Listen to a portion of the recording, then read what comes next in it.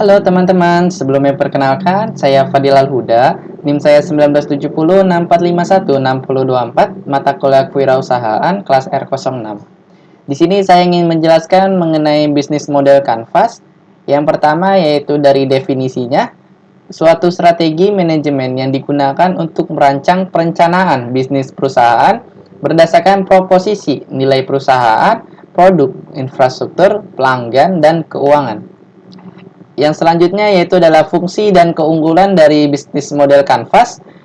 Mengingat ini adalah cara kerja yang cukup maju dan penuh inovasi yang relevan serta praktis, berikut beberapa fungsi adanya penerapan dari bisnis model kanvas. Yang pertama yaitu adalah BMC membantu memberikan gambaran singkat tentang model bisnis dan tidak memiliki detail yang tidak perlu dibandingkan dengan rencana bisnis tradisional.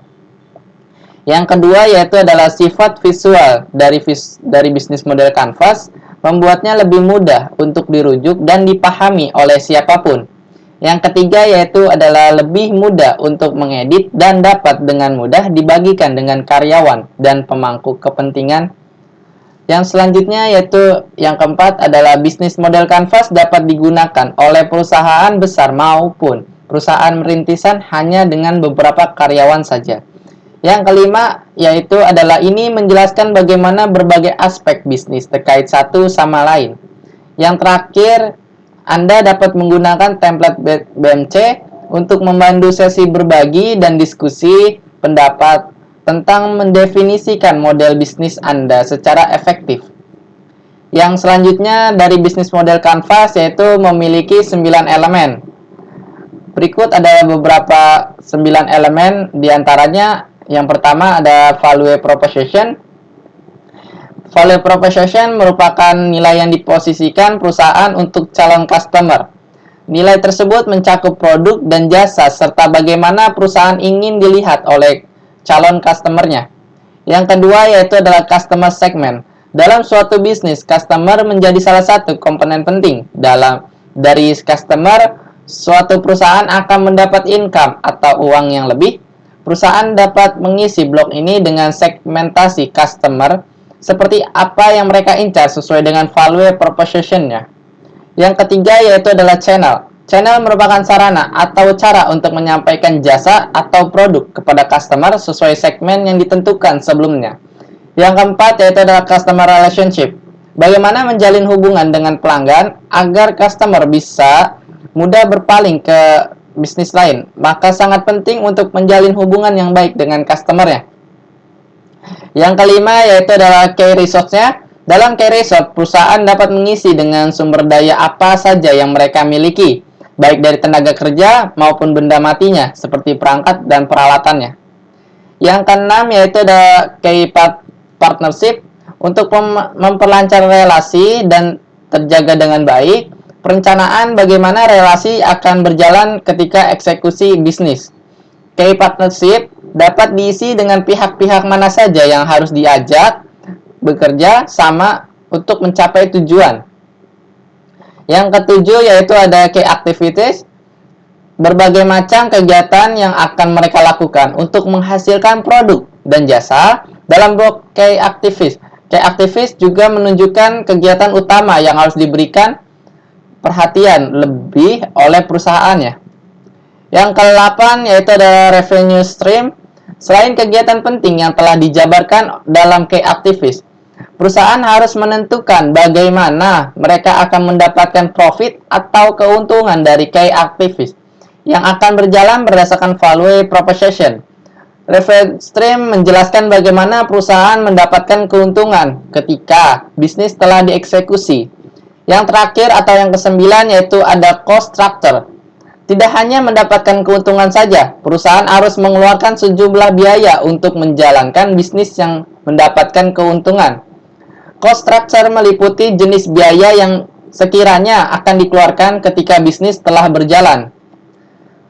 Berikut adalah contoh bisnis model kanvas yang saya telah buat.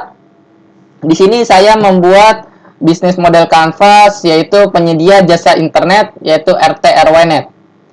Yang pertama ada key partnership-nya, atau pihak-pihak mana saja nih yang akan saya ajak kerjasama untuk mencapai tujuan. Yang pertama saya yaitu penyedia jasa Internet Service Provider atau ISP seperti Bisnet, IndiHome, dan lain-lain. Yang kedua yaitu ada ketua RT setempatnya. Yang ketiga yaitu ketua RW setempat. Yang keempat ada owner dari kafe-kafe. Nah, di sini yang selanjutnya itu ada key aktivis. Nah, di sini untuk yang pertama saya menyediakan jasa internetnya. Setelah sudah menyediakan jasa internet, saya mempromosikan jasa internet. Selanjutnya saya memberikan pelayanan 24 jam. Yang keempat yaitu saya memberikan feedback kepada pelanggan yang mengalami gangguan pada internetnya. Selanjutnya di sini ada key resource-nya atau dengan sumber daya apa saja nih yang saya miliki baik dari tenaga kerja maupun dari peralatannya.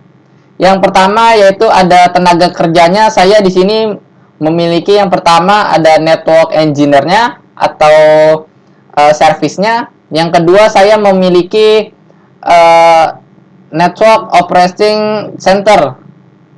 Nah, yang selanjutnya saya memiliki aset dari fisikalnya. Yang pertama yaitu ada access point. Yang kedua yaitu antena omni. Yang ketiga yaitu kabel UTP atau STP. Yang keempat itu saya memiliki PoE atau power of resource. Nah, selanjutnya itu adalah value proposition. Value proposition itu kelebihan dari produk yang saya sebarkan atau saya jual belikan. Yaitu yang pertama